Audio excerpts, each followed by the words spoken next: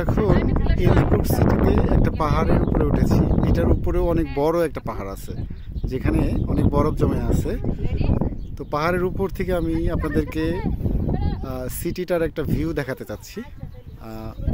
খুবই সুন্দর একটা জায়গা, মনোমুগ্ধকর একটা জায়গা। আমরা প্রায় 11 জন ঈদের দিন ঘুরতে এসেছি। দুই সাইডে পাহাড়, পাহাড়ের মাঝখানে সিটি। আসলে এখানে না আসলে বোঝা যাবে না, চোখটা জড়িয়ে যায়। আমরা মোটামুটি অনেকে আসছি। এখানে কয়েকজন ছবি, ওইদিকে আমাদের আরো 2 ফ্রেন্ড আছে, তারা এই উপরের পাহাড়টাতে ওঠার জন্য চেষ্টা করছে। তারা অলরেডি অনেক দূরে গিয়েছে। আমরা আজকে আর যাবো না, প্রায় সন্ধ্যা হতে গেল। আগামীকালকে আবার আসবো, আবার এসে আমরা এখানে উঠবো আশা করি। এখান থেকে আমি একটু কাছে থেকে আবার দেখানোর চেষ্টা করি। যদি আমি পড়ে যাই আমি জানি না কি হবে।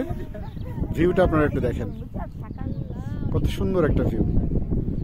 সো যদি আপনারা একটু ঘুরতে আসতে চান তাহলে পরে ইন্সব্রুক সিটিটা অনেক সুন্দর। আপনারা চাইলে এখানে আসতে পারেন। খুব বেশি একটা খরচ হয় না, একটু অল্প খরচ করেই আপনারা ইন্সব্রুকে ঘুরতে আসতে পারেন।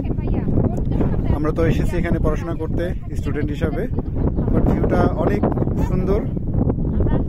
আসলে চোখ জুড়ে যাওয়ার মতো একটা দৃশ্য। ছোট্ট একটা শহর, 2 পাহাড়ের মাঝখানে সাজানো গোছানো সুন্দর একটা শহর। আর এই পাশে যে পাহাড়টা আপনারা দেখতে পাচ্ছেন, এই পাহাড়ের অপোজিট সাইডে একটু কত কিলোমিটার আমি জানি না, একটু পরেই হচ্ছে সুইজারল্যান্ডের বর্ডারটা ঠিক এই বরাবর। তো আমরা এই পজিশনে আছি এখন বর্তমানে। আর হচ্ছে এই দিকে যেটা আছে এই পাহাড়টা, এই পাহাড় বরাবর এই দিকে যদি একটু আগানো যায় তাহলে এইদিকে হচ্ছে জার্মানির বর্ডার। তো এই একটা পজিশনে আমরা অলমোস্ট একদম মাটি থেকে নিচে থেকে প্রায় 3 কিলোমিটার উপরে আছি, প্রায় 3 কিলোমিটার উপরে আছি মাউন্টেনের উপরে। তো অনেক সুন্দর। সবাই আসবেন ঘুরতে এখানে, আশা করি অনেক ভালো লাগবে আপনাদের সবাই। ধন্যবাদ সবাইকে।